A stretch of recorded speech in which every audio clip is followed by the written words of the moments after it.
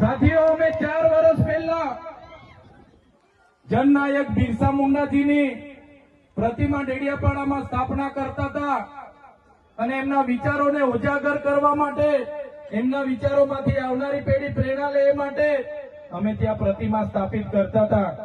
ત્યારે આ ભાજપના સાંસદ મનસુખભાઈ વસાવા, 3 જિલ્લાની પોલીસ અને એમના RSS વાળાએ આપણને ત્યાં પ્રતિમા સ્થાપતા અટકાવી દીધા હતા અને પ્રતિમા સ્થાપતા આપણા ઘણા લોકોને ડિટેન કર્યા હતા.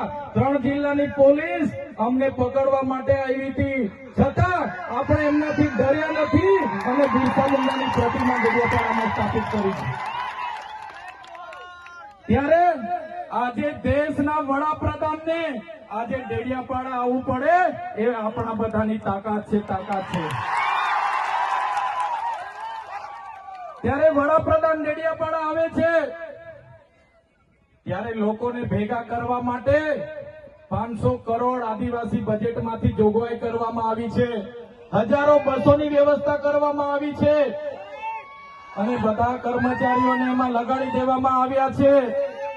આજે ડેડિયાપાડાના ગામડાઓમાં ટીડીઓ ના મળે, તલાટીઓ ના મળે એવા ગામડાઓની ગલીઓમાં આ ગુજરાતના નાયબ મુખ્યમંત્રી, એમના મંત્રીઓ, એમના સાંસદો, એમના ધારાસભ્ય ડેડિયાપાડાના ગલીઓમાં 4 દિવસથી ફરે છે. જે લોકો એસી ચેમ્બરોમાંથી બહાર નહોતા આવતા, જે લોકો ગાંધીનગરમાં પડે ફતારીએ રહેતા હતા, એ લોકોને ગામડે ફરતા કરી દીધા. એ આપણી બધાની તાકાત છે ભાઈઓ.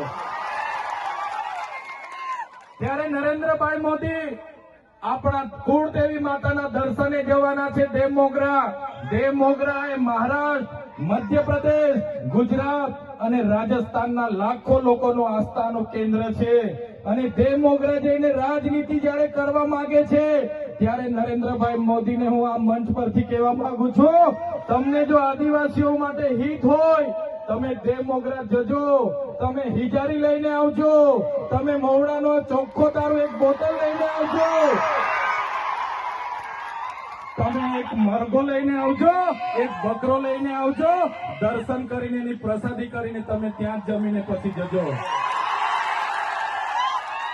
ત્યારે અમે માનીશું કે તમે આદિવાસીઓના હિતે છો.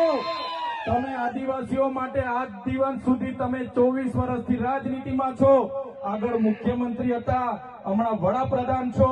આદિવાસીઓ આજે શિક્ષક માટે આંદોલન કરે છે, શાળા માટે આંદોલન કરે છે, નર્મદાના પાણી માટે આંદોલન કરે છે, પોતાની જમીનો બચાવવા આંદોલન કરે છે, જીએમડીસી હટાવવા આંદોલન કરે છે, જીઆઈડીસીઓમાં રોજગાર માટે આંદોલન કરે છે.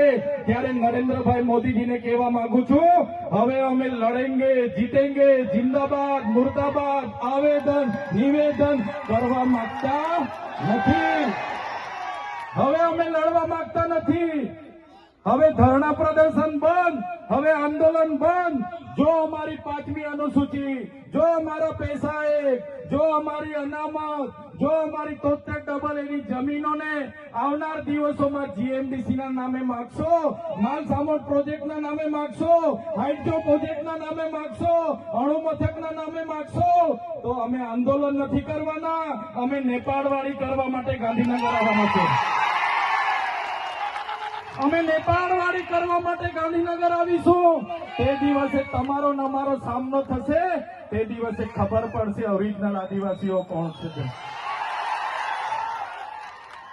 ત્યારે કેટલાક મીડિયાવાળા મિત્રોએ મને પૂછ્યું, તમારા ડેડિયાપાડામાં નરેન્દ્રભાઈ મોદી આવે છે, તમારું બધું પૂરું થઈ જાય. ત્યારે મેં મીડિયાવાળાને મિત્રોને કીધું, નરેન્દ્રભાઈ મોદી આવીને જાય પછી એમના મિત્ર ડોનાલ્ડ ટ્રમ્પને પણ લઈ આવજો, અમારા લોકોને ક્યાંય ફેર પડવાનો નથી. હવે અમારા લોકો જાગી ગયા છે, અધિકારોની વાત કરીએ છીએ. સંવિધાન અધિકારો અમને આપો, સામાજિક અધિકારો આપો. અમને જે મળેલી અમારા અધિકારોની વાત અમે કરીએ છીએ ત્યારે અમને ખબર પડી ગઈ કે આદિવાસી સમાજ હવે જાગૃત થયો છે. ત્યારે બિરસા મુંડાના રથ જયારે લઈને ફર્યા, એમના મંત્રી તંત્રી મારું નામ લઈને મને ગાળ બોલે કે પેલો ચૈતર વસાવો અહીંયા આવે છે, આમ કરે છે, તેમ કરે છે, ફલાણું કરે છે, ઢીકણું કરે છે. એ મંત્રીઓને પણ કહેવા માંગુ છું, એ પ્રદેશ પ્રમુખને પણ કહેવા માંગુ છું, ચૈતર વસાવાને ગાળ બોલવાથી અમારા આદિવાસીઓનું ઉત્થાન નથી થવાનું. તમે આદિવાસીનું ઉત્થાનની વાત કરો.